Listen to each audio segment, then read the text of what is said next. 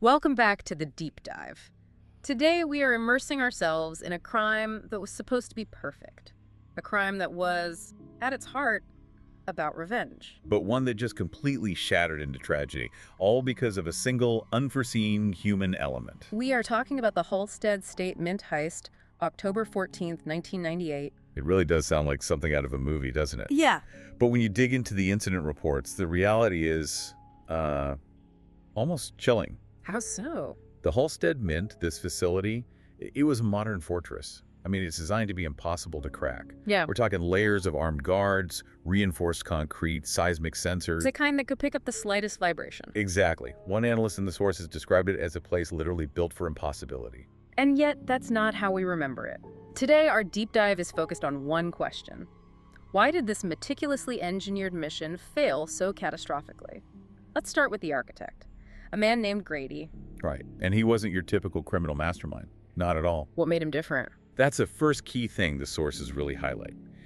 Grady wasn't just some guy with a grudge. He was a former security systems engineer at the Mint. So he helped design the very system he was about to defeat. He knew its weaknesses intimately. All the blind spots, all the protocols. It gave him an almost godlike advantage. And his motive, it wasn't just greed. It was personal. He'd been fired, right, after trying to expose corruption inside the Mint. Yes, and that's crucial. He could never get the legal proof he needed, and that failure just, it festered. He felt completely betrayed. So this heist wasn't really about getting rich. I mean, the money was a factor, of course. Yeah. But for Grady, this was about administering what he saw as criminal punishment on a system that protected the corrupt. The principle came first. And that obsession, that kind of warped sense of justice, is what allowed him to be so terrifyingly thorough in his planning. Absolutely. But a plan like that, it needs a crew. And if his goal was revenge, he'd need a very particular kind of team, people he could control, maybe. People who were desperate. He went looking for individuals who were so deep in their own crises that this enormous risk seemed worth it. He found people with, well, absolutely nothing left to lose. Which makes them effective, but also Unpredictable. Highly unpredictable under pressure. Tell us about the players he brought in. The sources paint a really grim picture. First, there was the safecracker. He was just out of a long prison sentence. So he needed a big score, and he needed it fast. Right, to just rebuild a life that was already in ruins. Yeah. Then you had the disgraced ex-cop. Drowning in debt, I read. Drowning is the right word. Facing foreclosure. Just seeing this as his one last desperate shot to fix everything. And the getaway driver. The driver, yeah. His record was so bad that legitimate work was just impossible. He was fast, ruthless, but totally untrustworthy. Grady picked them because their stakes were so high he thought they'd have to follow the plan. But desperation, as you said, it cuts both ways. It makes you committed, but it also makes you panic. Let's get to the plan itself. This is where you really see Grady's genius. Before it all fell apart, it wasn't just a smash and grab. No, not at all. This was a technical strike, a work of clockwork precision. He knew he couldn't just cut the wires. The backups were too good. So we found another way in. He targeted the one tiny point of vulnerability he knew about, the external wiring harness for the service entry system. He used a custom-built pulse jammer. A pulse jammer, so an electromagnetic pulse. A very localized one, yeah. He fed it through that harness and it knocked out the entire main alarm system. But here's the amazing part. The window. The window. It wasn't minutes. He created an opening of exactly 90 seconds. 90 seconds. At precisely 2:13 a.m. any longer. And the backup generators would have kicked in and the alarms would have been screaming before they were even through the door. But they made it.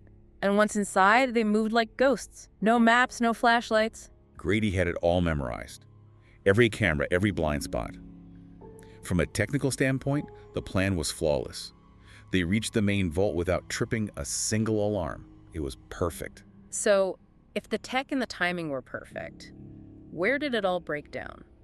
It broke down with something Grady could never have planned for. The human element. Specifically, a rookie night guard named Daniel Harker. And why was Harker the fatal flaw? He was new. So new, he wasn't on any of the old rosters Grady had studied. He'd only been assigned to that shift 3 days earlier. He was, to the plan, completely inaudible. And this rookie guard heard something. He heard that muted click of the service door closing, something a more seasoned guard might have just ignored. He went to investigate. And walked right into them. Walked right into 3 masked men with tactical gear. The sources say his flashlight was, quote, trembling in his inexperienced hand. Now, Grady had a very specific rule about guards, didn't he? An absolute rule. Do not hurt the guard. This is about the institution, remember, not the employees. The plan was to restrain and disappear.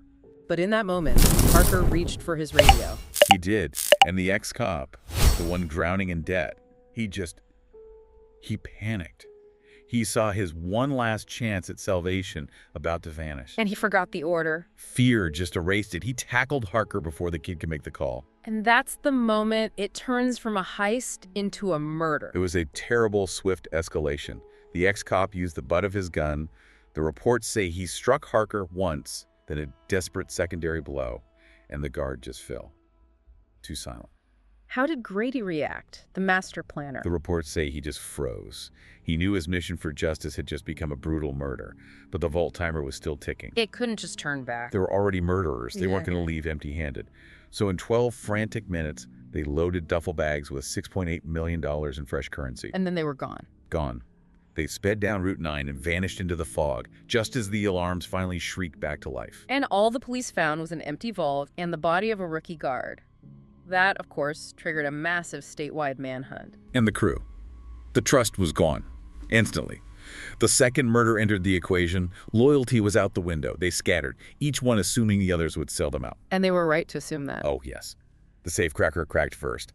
He tried to launder his cut way too quickly. Just a classic amateur mistake born of greed. They had him within months. What about the driver? He didn't last much longer.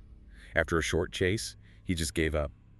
He offered them everything he knew about Grady in exchange for a deal.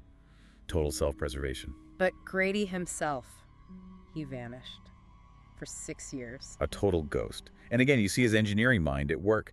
He didn't just hide in a cabin somewhere. He built a whole new identity. He understood systems, financial, data, ID systems. So he was hiding in plain sight. Exactly. Taking technical jobs, keeping a low profile, leaving almost no digital footprint.